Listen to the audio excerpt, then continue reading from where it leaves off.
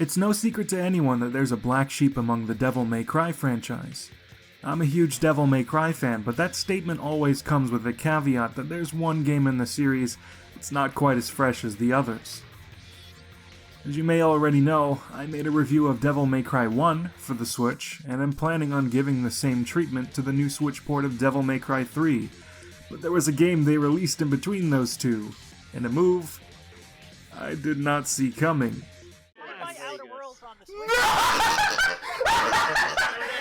So instead of reviewing Devil May Cry 2, a horse that's already been bruised and battered from how many times it's been beaten, I figured the more interesting discussion would be to find out why this game got made, and how it ended up the way that it did.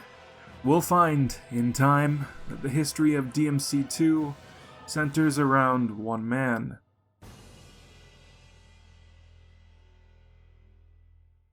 But the history of Devil May Cry 2 starts not with it, but with its predecessor. The original Devil May Cry was developed by a team called Team Little Devils. The project was headed by Twitter sensation Hideaki Itsuno off of the heels of mega success Resident Evil 2. Originally planned as the fourth installment of the Resident Evil series, it was being built for the PlayStation 2 to make use of next-generation hardware. However, the project drifted away from the horror origins of the series, becoming more action-focused. Instead of being dropped, it was retooled as its own game and a new IP, and became Devil May Cry was a big success of its own, selling over 1 million copies, eventually going on to gross 2 million units sold. It pioneered how to make a fast action game in 3D, something that had been sparsely attempted before, and it did all that with a style and confidence that is signature of a Hideaki Itsuno production. So of course, after the first game was a big hit, naturally Capcom greenlit a second game, but instead of having that same development team work on the sequel, the task was granted to one of Capcom's arcade divisions, a sector of their development studios altogether unfamiliar with working in 3D. This was done without notifying Kamiya, who was surprised by the decision not to include him. He found out about Devil May Cry 2 at the same time the rest of us did. What follows is a little confusing, as the only timeline of events we have was given by eventual director Hideaki Itsuno in an interview from Devil May Cry 3142 Graphic Arts, and that will be our primary source for this video. Itsuno wasn't around the development for very long. In his own words, he entered in the second half, so presumably 6 months had passed before Capcom stepped in when the sequel wasn't making the progress they wanted. An unnamed original director was kicked off of the project, and a bunch of staff was brought on to help salvage it.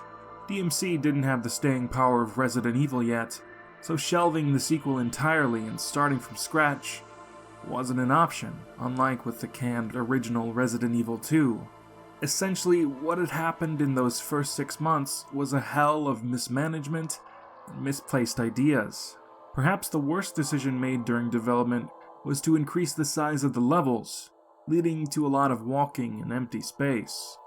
Far more than in the original. The producer, Tsuyoshi Tanaka, was quoted saying that the game world is 9 times as big as in the first adventure in a 2002 GameSpot preview. That's a lot of walking. This was done to alleviate an issue with the first game, where some missions would just be a minute long, but they ultimately didn't have enough content to actually fill those areas. Why were the levels so lacking in content? Well, that circles back around to the original issue with that troubled development. There's a reason that the original director was removed and left uncredited. Among the staff brought on the salvage Devil May Cry 2 was Hideaki Itsuno, who, by Capcom's upper management, was nonchalantly appointed as the new director to fill a slot left when they removed the previous one. He joined the project with 6 months left until the deadline, and while it was not uncommon for him to join projects late to fill a role of responsibility, to his dismay, little work on the game was complete. Barely anything was even done.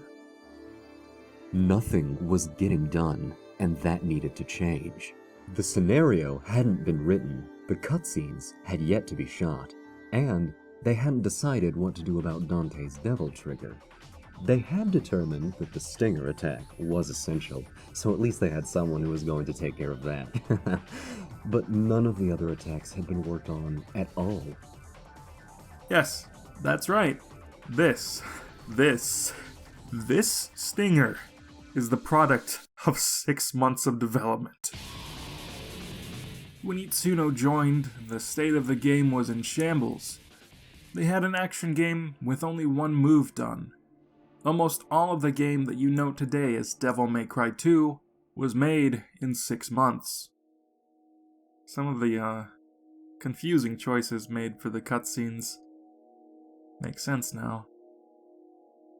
Given how much content ended up in the finished Devil May Cry 2, with 3 whole playable characters, 2 campaigns, and how it's a relatively bug-free and functional game, it's a wonder that this game even came out as a stable product with so little time. There's even some genuine improvements made over the first game, as scant as they may be. The lock-on now has an indicator for which enemy you are targeting, and firearms can be switched on the fly with no need to go into a menu. Small steps forward, paving the way for better things to come.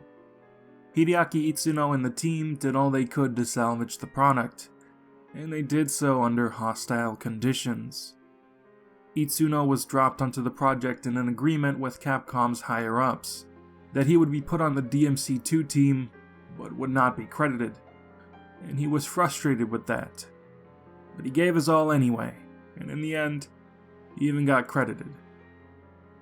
After all that, DMC2 was released to a lukewarm reception, as DMC2 still sold well and received middling reviews, not terrible ones. They knew it didn't come out good. Hideaki Itsuno was frustrated that he was brought onto the project halfway through and unable to do more.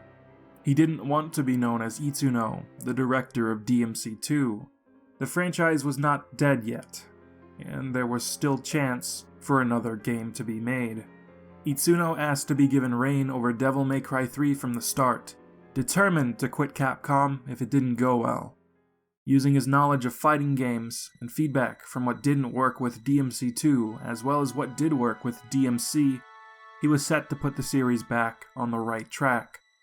The DMC3 team consisted of an assortment of staff from Capcom who had never worked on any hit games, lacking any significant resumes, and Itsuno motivated them with the idea of being able to put their names on something great. They went all out to make use of their expertise and the full capabilities of the PS2. 2 DMC2 staff would go on to be prominent in and because of DMC3. Tetsuya Shibata and Bingo Morihashi, who composed the game's music and story respectively. The original creator Hideki Kamiya even offered some insight into the lore to support the game's story.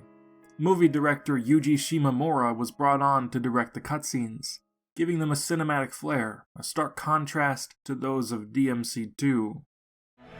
King? Yeah. Here's your crown.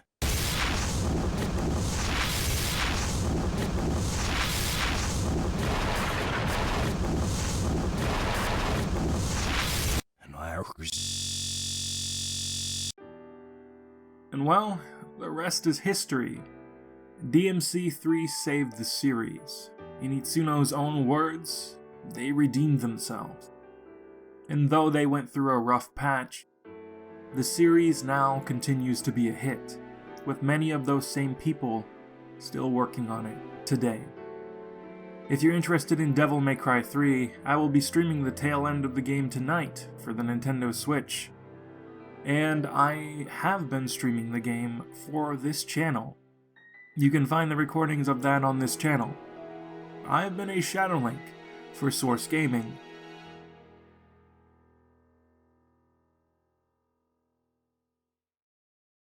Thank you for watching. Please remember to like, comment, and subscribe to help us fight against the oppressive YouTube algorithm. If you liked this video, consider sharing it around, and even donating to our Patreon. Every dollar goes a long way to helping us make better and more frequent content, and more informative videos like this one. So please consider supporting us. Links in the description below. Thank you for watching again. And always remember to return to the source.